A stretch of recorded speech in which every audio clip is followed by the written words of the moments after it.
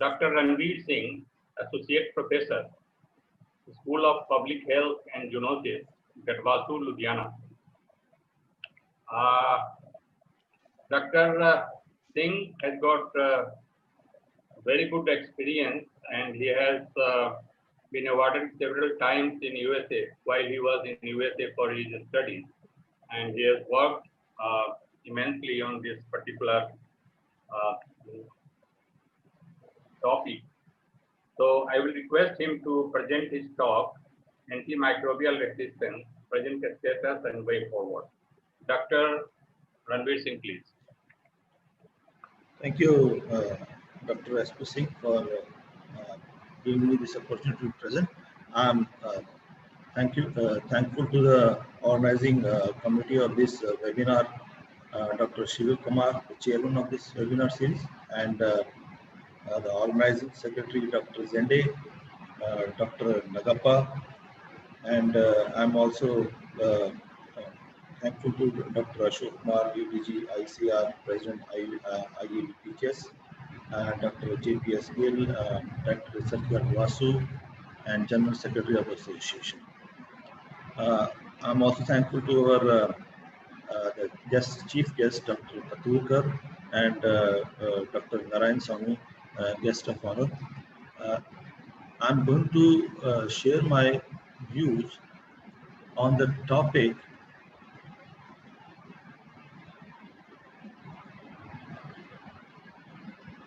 antimicrobial resistance, present status, and way forward.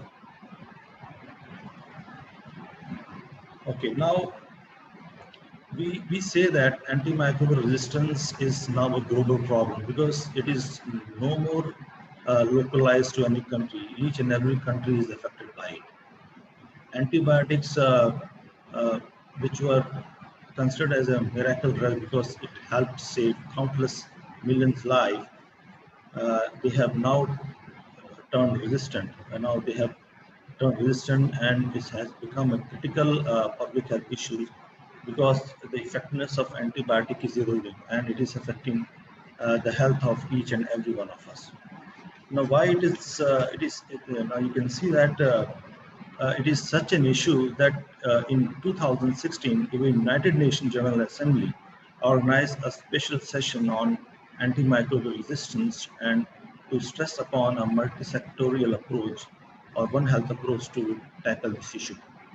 Why it is a big problem? Because of cost attached to the AMR, and this cost is attached at several levels. One is at the patient level, and if you see that as per one study, that this AMR antimicrobial resistance, it is resulting in around 700,000 individual lives are being lost due to drug-resistant infection every year. And we talk about the United States alone, as Dr. Gangal has already pointed out, that in the United States alone, 2 million people are affected each year, and about 23,000 deaths are occurring. And the number of deaths in European Union, they are as same as that in US, and around 20,000 deaths are occurring every year. As per one projection, by 2050, it is estimated that about 10 million people, they are going to die across the world as a result of ineffectiveness of antibiotics. Now, if we go by the disease condition where it would inflict losses, then the cancer patients are the ones who are going to suffer more. And if we go by the region, by 2050, Asia and African region, they are the one who will contribute maximum losses to this. They are going to contribute somewhere around 8.8 million losses. Dr. Ranjit Singh, there is some disturbance you can see at your end. My voice is not clear? Voice is clear, but some, I think, fan or something is there. Okay. Yes, switched off. Okay. Yeah. Okay. Now at the healthcare level, if you see, as per CDC estimate, antibiotic resistant organisms, they add up to $1,400 to the hospital bill for treating patient. And if we add it to an annual loss, then it turns out to be 2 billion loss every year. And it is, as per some projection, it is estimated that by 2050, these losses would be in the tune of $300 billion to around $1 trillion annually. At the economic level, this resistance is contributing to about $35 billion loss of productivity. And if we can combine the $20 billion loss of healthcare at the healthcare level, then these losses turn out to be $55 billion every year in the United States alone. The World Bank has indicated that this antimicrobial resistance, especially in the low-income country, is going to alleviate the poverty as compared to the rest of the world. And it is also going to affect the GDP, and it is going to reduce the GDP by 1%. And in the developing country, this loss would be to somewhere around 5 to 7%. And if we translate this into dollar, then this would be somewhere around 100 to 200 trillion dollars. And the maximum loss would be constituted by multi-drug resistant TB alone. Now, this problem is such that even WHO has included this antimicrobial resistance as one of the 10 threats to the global health. Now, as Dr. Gongal has also discussed, that the timeline of antibiotic discovery, the first antibiotic, penicillin, that was discovered in 1940, which was followed by development of resistance after its discovery. And if you see that in most of the antibiotics that was discovered in 1940 and between 1970, and then the pace has slowed down. Now, since 1987, no new class of antibiotic has come up, and it takes almost 10 to 15 years to develop an antibiotic, which costs somewhere around $1 billion. Now, we know different mechanism of resistance development in microbe is known, but then the one that is acquired resistant mechanism, that is the one that is complicating this issue. And there are different mechanism operational, which makes microorganism resistance to antibiotics. Now, if you see the global antibiotic consumption in food animal, we always say the food animal or animal production system uses as much antibiotic as the health sector. And globally, the annual consumption of antibiotic animal production is high in case of chicken and in pigs, followed by cattle. And as per one estimate, from 2010 to 2030, this global consumption of antimicrobial is going to rise by 67%. And this, the most of the gain that is going to happen in this 2010 and 2030 would come from BRICS country. And these countries, the consumption would double. And this consumption is almost 7 times that their projected population growth. We know that antibiotics in animal production systems, they are mainly employed for therapeutics, prophylaxis, metaphylaxis, and as growth promoter for growth promotion. And as per one report from OI, Americas, Asia, Far East Asia, and Oceania countries, they are almost using 50% of the antibiotics for their growth promotion purposes. Enteric bacteria, enterobacterial isolates, which are associated with animal production systems, they have been found resistant to penicillin, tetracycline, cotrimoxone, streptomycin. These are some drugs which are found their use in human health sector also. Antibiotic residues in milk of beta-lactam, tetracycline group, sulfonamide quinones, they have also been reported, and presence of these residue in food product raises serious health issues, and it also promote development of resistance. Antimicrobial usage, as I said, is more in poultry and pig as compared to the ruminants, which also relates to the higher antimicrobial resistance in poultry and pig. In our study, in one of our study, we found that the commercial poultry farm, they had higher antimicrobial resistance, MDR, and around 50 to 70% of the isolate were ESBL producer. isolates, Staphylococcus isolate associated with chicken meat, they had higher MICs to tetracycline, trimethoprim, sulfamethoxazole, zentamicin. And the isolates were also multi-drug resistant, and they also carried resistance gene to several antibiotics. MRSA, although was detected at lower level, but it was present in the chicken meat. This highlights the potential role of animal food in dissemination of antimicrobial resistant organism and dissemination of multi-drug resistance organism to human. Intensive animal production conditions, they tend to use greater amount of antimicrobial and antibiotics and antimicrobial substance in order to control infections and derive maximum benefit, in order to generate more profit and in order to meet the demand of the growing population. Antibiotic use has also been quite extensive in case of aquaculture system, and in agriculture sector also, especially in horticulture, there is antibiotics. They are used on cauliflowers and spinach and all those things. And there is one antibiotic or that antibiotic or the chemical has been listed as a fungicide, and it is streptocycline. It's a combination of streptomycin and tetracycline, and that has been listed as a fungicide. There are reports from WHO which shows that antimicrobial resistance, and there are several studies which highlights presence of antimicrobial resistance, multi-drug resistant isolates in fishes from different areas. Studies, they have correlated or highlighted association of antimicrobial usage and emergence of antimicrobial resistance. Cephalosporin fluoroquinolone resistance in E. coli from humans was associated with its corresponding use in human. Macron resistance in animal has been associated with its use in animal and humans. Fluoroquinolone resistance has been found in Salmonella and Campylobacter species from human, and it was related to its use in animals.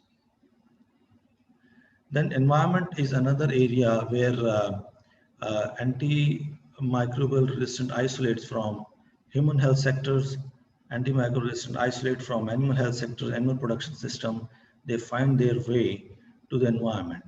And environment is a place where mixing of these organisms occur, and then they evolve, they exchange resistant determinant and become resistant. Waste from the pharmaceutical industries, effluents from the hospitals, they carry residues and promote selections of resistant organisms. Most of the antibiotics, they are excreted unmetabolized in urine and feces and manure of human and animal. Indian Ministry of Environment, Forest and Climate Change, they drafted a bill in 2020 to introduce limits and concentration of antibiotics in effluents that are released from pharmaceutical industries in order to eliminate or reduce the risk of AMR. Multi-drug resistant isolates or bacteria resistant to extended spectrum beta-lactam antibiotics, carbapenemase producing Enterobacteriaceae, vancomycin resistant enterococci, Pseudomonas aeruginosa, they have been found in untreated hospital waste. In one of the study, analysis of water samples for antimicrobial resistant found presence of enrofloxacin, sulfadiazine, sulfamethoxazoles, and trimethoprim. And it was estimated that around 5,000 tons of enrofloxacin, around 1,800 tons of sulfadiazine, 12,000 tons of sulfamethoxazole, 6,400 tons of trimethoprim are discharged in the Mekong Delta every year. This is a river that passes through several countries: China, Vietnam, Thailand, Cambodia. Reasons we all know, it's a misuse and overuse of antibiotic that is creating problem. And we are using antibiotics when they are not actually in use, when they are not actually needed. And then poor quality antibiotic, as we have discussed in previous lecture, They are poor quality antibiotics and over-the-counter sale of antibiotic. They are another reason important for development of resistance. Physicians, they are unnecessarily prescribing lengthy course of actions, and then expectation of the patient from physicians is also prompting physicians to prescribe antibiotics. There are financial incentives also involved that play important role in over-prescribing antibiotics. Agriculture use of antibiotics, as we have always say, is another important area because uh, in animal husbandry sector, agriculture sector, antibiotic find use uh, as prophylaxis, metaphylaxis, and as a growth promoter. And we are striving for increase in the income of the farmers, and this will come at the cost. And in order to keep animal healthy, the usage of antibiotics is going to increase. So this is again going to create problem. Then easy travel routes, modern and easy travel routes, they have made travel of people and animal very easy, and they can travel from one country to another, and this has also contributed to the dissemination of antimicrobial resistance across the globe. Biological factors, of course, they are there. Mutation in the bacterial evolution, and then the exchange of genetic material in the environment and within the consortia of microorganisms. They are they are helping them to develop resistance to antibiotic. Now, what are the AMR challenges in India? India carries one of the largest burden of resistant organisms worldwide, and which also include drug-resistant tuberculosis. It is estimated that around 50,000 newborns they die due to sepsis as a result of drug-resistant pathogen. As per one estimate, by 2050, the number of deaths are going to be 2 million in India due to AMR. Now, as per some available data, in comparison to the country that have developed or implemented effective antibiotic stewardship or a good infection prevention control program, the proportion of AMR, MRSA have decreased in those countries, but in India it has risen in last few years from 29% to 47% in 2040. Then another issue is that India spends very minimal amount of its GDP on health sector that make controlling this problem really difficult. India, as quantitatively wise, India consumes India is the largest consumer of antibiotic in human health sector, and uh, other governing factors such as low doctor-patient ratio, lack of awareness, lack of infectious disease parental group program, poverty, overcrowding, malnutrition, all these factors, they are also contributing to the emergence of antimicrobial resistance. And we are still striving hard to combat other diseases such as TB, malaria, cholera. If you look at this slide, then we can see that it's an integrated system which is connected to each other.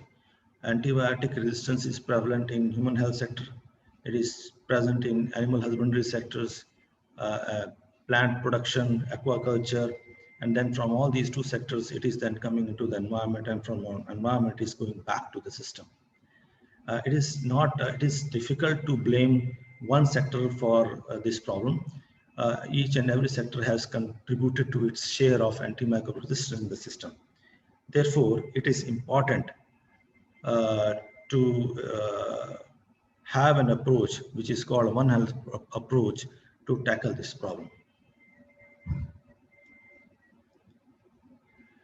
Then wildlife may also be impacted by this emergence of antimicrobial resistance. In one study, it was found that the chimpanzee in sanctuary, they carried drug-resistant, human strains of drug-resistant Staphylococcus aureus. And so resistance in environment or resistance in human, it can impact non-human primate as well. So wildlife population, they have the potential to serve as sentinel for resistance that is emerging in environment due to environmental contamination or human use or livestock use. Therefore, engaging wildlife people or colleague in this One Health approach would be another important step to tackle this problem. Now, what some strategies to combat AMR at international and national level, and most of it has already been discussed by Dr. Gongal. Now, one is the Global Action Plan on Antimicrobial Resistance. It's a tripartite agreement between World Health Organization, FAO, and OIE, and their goal is to ensure the continuity of successful treatment and prevention of infectious disease with effective and safe medicine, which are quality-wise good, and the antibiotics that are used responsibly and they are accessible to all who need them. They have 5 objectives. One is to improve awareness, understanding of AMR, strengthen knowledge through surveillance and research, and reduce the burden on incidence of infection so that less amount of antibiotics are used, and to optimize the use of antimicrobial agent. And then at the same time, develop a scenario where countries can be encouraged to invest more in newer medicine, diagnostic tools, vaccine, and other interventions. Now, as far as optimizing antimicrobial use, and WHO has come out with a list where they have characterized or classified different antimicrobial classes into different categories: critically important, highly important, and important categories of drugs. These critically important drugs, they are further subdivided into 2 categories: highest priority and high priority. And these classes of antibiotics are to be sparingly used when other options are available in order to control the emergence of antibiotic resistance. They have also published a list to encourage research and development of antibiotics with 3 priority areas. One is organisms which are belonging to priority 1 considered as critical, and then priority 2 high, and then medium category list. Some of the other initiatives that WHO have taken is one is the World Antimicrobial Awareness Week observed between 18th to 24th of November, and the purpose of is to create awareness among the masses, health professionals, policymakers, to further prevent emergence and dissemination of antimicrobial resistance. Then there is a global antibiotic surveillance system, resistance surveillance system, which is an integrated surveillance system involving several countries, in which standardized surveillance system is involved and data is continuously shared in order to track the emergence of antimicrobial resistance. Then there is a Global Antibiotic Research and Development Partnership, which is a joint initiative between the WHO and Drugs for Neglected Disease Initiative. This encourages research and development through public-private partnerships, which aims to develop new treatments through improving existing antibiotics and develop new drugs. Then there is an interagency coordination groups on antimicrobial resistance. The purpose is to improve coordination between international organizations and to ensure effective global action. Then as far as India is concerned, we have a national action plan on antimicrobial resistance, which started in 2017 and go until 2021. And their objective strategies that are being followed in this one are on the same line as WHO and other tripartite organizations they have facilitated. One is to improve awareness and understanding of AMR through effective communication, education, and training. Then reduce the incidence of disease and improve infection prevention control program, optimization of antimicrobial use in all sectors, whether it is human sectors, animal sectors. Then promote investments in AMR activities and research and innovations, and then strengthen Indian leaderships on AMR through collaboration with international and national organizations at national and subnational levels. Other strategies for combating AMR would include regulatory provisions where records to be maintained on sale and procurement of antimicrobials by pharmaceutical pharmacies, and then establishment of integrated national surveillance system on AMR. We have a certain antimicrobial surveillance system going on under the guidance of ICMR, and we don't have any such that is taking care of animal health sector. So it is important that we adopt or we develop an integrated national surveillance system under one umbrella or maybe under one ministry, so that all these sectors, maybe if it is a animal health sector or it is human health sector, environment or food animal or food of animal, everything is taken care of under one umbrella and surveillance continues. Then way forward. Emphasis on hygiene and sanitize, I think, is the one that should find the important consideration, because if we increase the hygiene and sanitation, it would reduce the incidence of disease. Mass public awareness of AMR antibiotics is to be carried out. We have we see on television, we see on radio, several eminent personalities from entertainment industry, from sports industry. They are carrying out awareness, or they are delivering messages on important health issues. So I would consider AMR would be the one that could also be taken up as a mass public awareness program, so that public they are aware about the use and or the misuse and the implications involved in improper use of antibiotics. Then vaccine and alternative therapy. This would be another area where vaccines of disease and alternative therapy would reduce the burden on antibiotic usage. Antibiotic stewardship in agriculture now need to be followed, and because use of antibiotic as prophylaxis and growth promoter is considered as one of the major factor in promoting antimicrobial resistance. So antibiotic stewardship has to be followed. Then continued surveillance and data mining to know the actual status of antimicrobial resistance that is prevalent, because it's continually evolving. So we need to be abreast with the latest situation, and that is only possible through surveillance program. Then rapid diagnostic tool, investment of rapid diagnostic tools, so that the clinicians, they don't have to wait for the results and they can prescribe appropriate antibiotic. Then more research on novel antibiotic discoveries is needed. And One Health approach and global collaboration is another area. We can all come together under one umbrella and address this issue, and this is already happening. All countries and international organizations, they have become sensitive to this issue, and they are coming together to address this issue. Now, conclusion: